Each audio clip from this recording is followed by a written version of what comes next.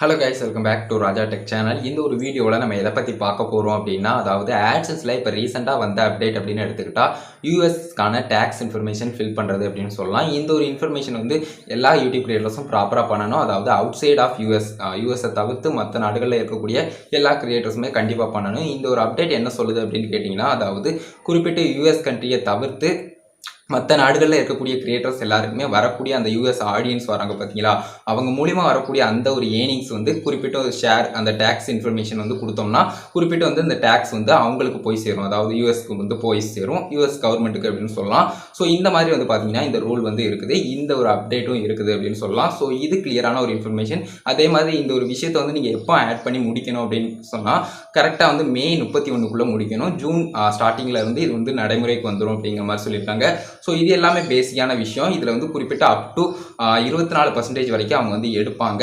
அதுவே நீங்கள் வந்து ஃபில் பண்ணலை, கரெக்டாக சப்மிட் பண்ணலை ஃபார்ம் அப்படின்னு சொன்னால் அதுக்கு அடுத்தது அந்த மே 31க்கு அடுத்தது வந்து பார்த்தீங்கன்னா அவங்க வந்து கண்டிப்பாக 24% உங்களுடைய டோட்டல் ஏர்னிங்ஸ்லேயே, அதாவது குறிப்பிட்ட எத்தனை பர்சன்டேஜ்னு கொடுத்துருக்காங்களோ அந்த அப் டு பர்சன்டேஜை உங்களுடைய டோட்டல் ஏர்னிங்ஸ்லேருந்தே எடுப்பாங்க அப்படின்னு சொல்லலாம். மிச்சம் உள்ள அந்த பர்சன்டேஜ் கணக்கில் இருக்கக்கூடிய அந்த ஒரு தொகையை மட்டும்தான் உங்களுக்கு வந்து பேங்குக்கு ட்ரான்ஸ்ஃபர் பண்ணுவாங்க. இன்னும் கொஞ்சம் கிளியராகவே உங்களுக்கு புரியுற மாதிரி சொல்கிறேன். அதாவது இந்த யூஎஸ் டேக்ஸ் இன்ஃபர்மேஷனை நீங்கள் கரெக்டாக கொடுக்கல அப்படின்னு சொன்னால் குறிப்பிட்டு வந்து பார்த்தீங்கன்னா பர்சன்டேஜ் உங்களுடைய டோட்டல் ஏர்னிங்ஸ்லேருந்தே பிடிப்பாங்க அப்படின்னு சொல்லலாம் பர்சன்டேஜ் கணக்கில்.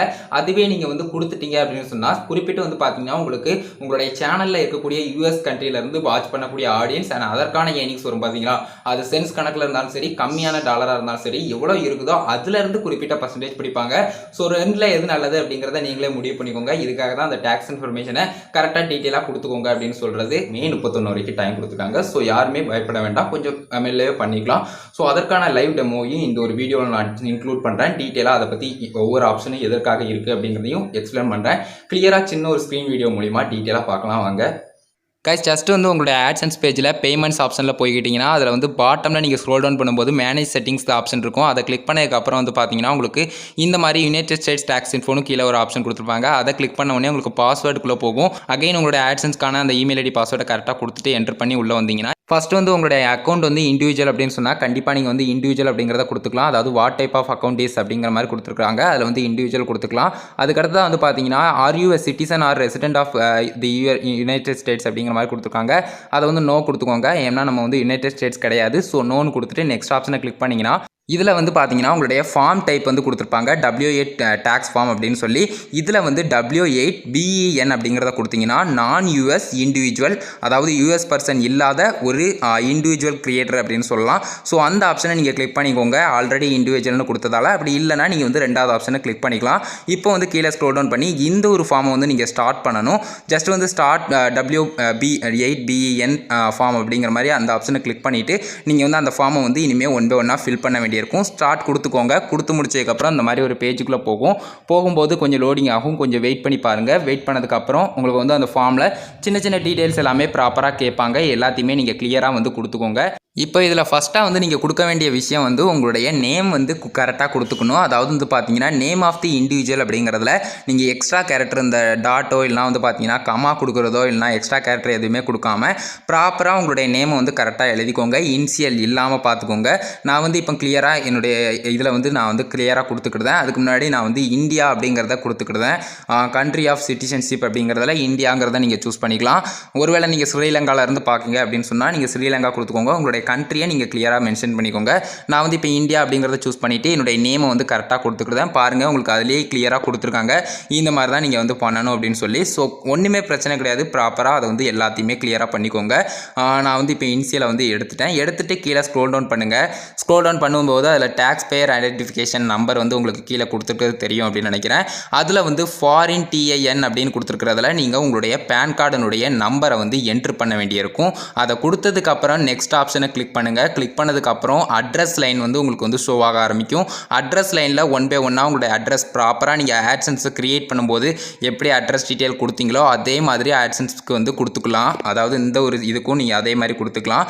அதே மாதிரி இதில் பெர்மனன்ட் அதுக்கப்புறம் மெயிலுக்கான அட்ரஸ் அப்படின்னு சொல்லி கொடுத்துருப்பாங்க. ரெண்டுத்தையுமே நீங்கள் டிக் பண்ணிவிட்டு நீங்கள் உங்களுடைய பெர்மனன்ட் அட்ரஸை வந்து இதில் பண்ணி கொடுத்துக்கலாம். அட்ரஸ் 2 வந்து உங்களுக்கு எக்ஸ்ட்ரா அட்ரஸ் வேணும்னு சொன்னாலும் அதில் வந்து கிளிக் பண்ணி கொடுத்துக்கலாம்.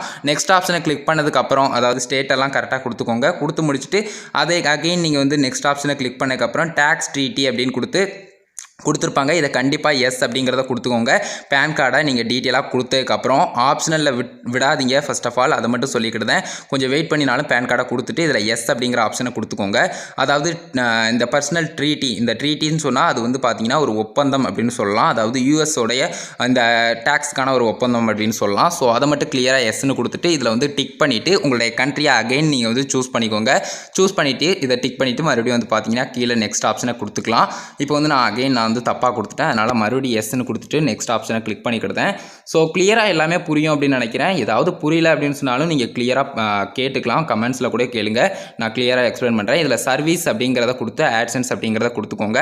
அதுக்கப்புறம் வந்து பார்த்தீங்கன்னா இந்த எல்லாத்துலேயுமே வந்து பேராகிராஃப் இதில் வந்து 7 கொடுத்துக்கோங்க. அதில் வந்து 0% அப்படிங்கிறத கொடுத்துக்கோங்க. அந்த வித் ஹோல்டிங்கான அந்த ரேட் வந்து எப்போவுமே கம்மியாக வச்சுக்கோங்க. அந்த மாதிரி நான் வந்து இப்போ கொடுத்துக்கிட்டு தான் கிளியராக கொடுத்துட்டு எல்லா அந்த டேம்ஸ்க்கும் வந்து பார்த்தீங்கன்னா நீங்கள் இது டிக்கைக்கான வந்து கிளிக் பண்ணிக்கோங்க. அதுக்கப்புறம் ஃபஸ்ட்டு இருக்கக்கூடிய அந்த ஒரு ஆப்ஷன், அதாவது கீழே வந்து அந்த மோஷன் பிக்சர்ஸ், டிவி, யூடியூப், அதுக்கப்புறம் வந்து பார்த்தீங்கன்னா கூகுள் பே, இந்த மாதிரியான விஷயங்களெல்லாம் டிக் பண்ணிவிட்டு எல்லாத்துக்குமே இந்த வந்து 50%, அதுக்கப்புறம் வந்து பார்த்தீங்கன்னா 50% இந்த மாதிரியான ஆப்ஷன், அதுக்கப்புறம் 0% ஃபஸ்ட்டு மட்டும் வரக்கூடியது.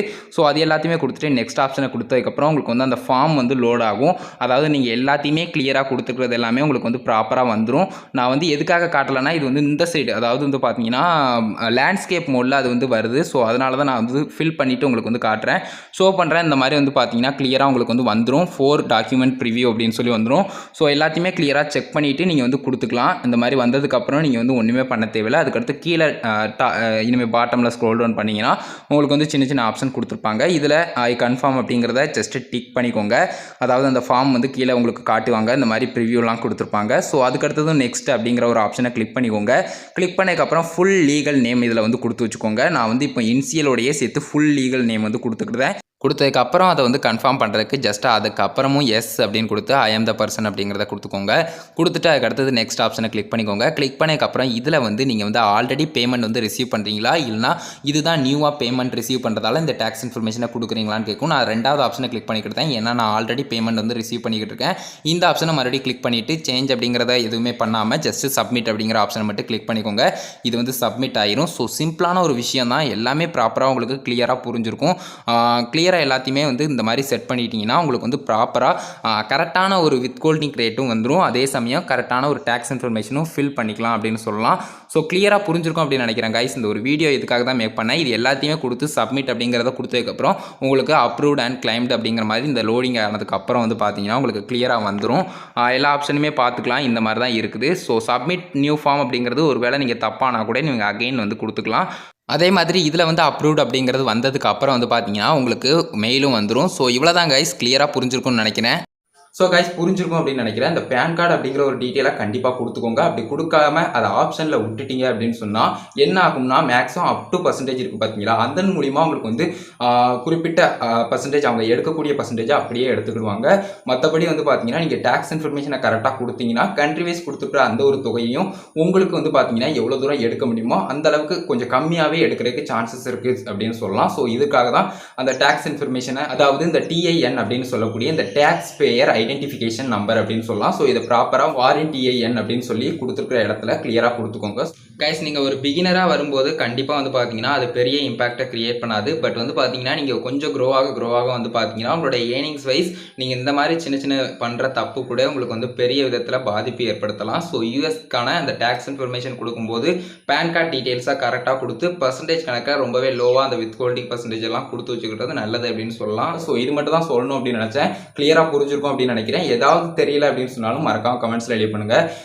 என்னைய பொறுத்த வரைக்கும் நான் இது எல்லாத்தையுமே ப்ராப்பராக கொடுத்து வச்சிருக்கேன். உங்களுக்கு கொடுக்க சந்தேகமா இருந்தது அப்படின்னு சொன்னா கண்டிப்பா வந்து நீங்க வந்து அதுக்குன்னு டாக்ஸ் அட்வைசர் கிட்ட கேட்டுக்கலாம். கிளியரா அவங்க வந்து எக்ஸ்பிளைன் பண்ணிடுவாங்க.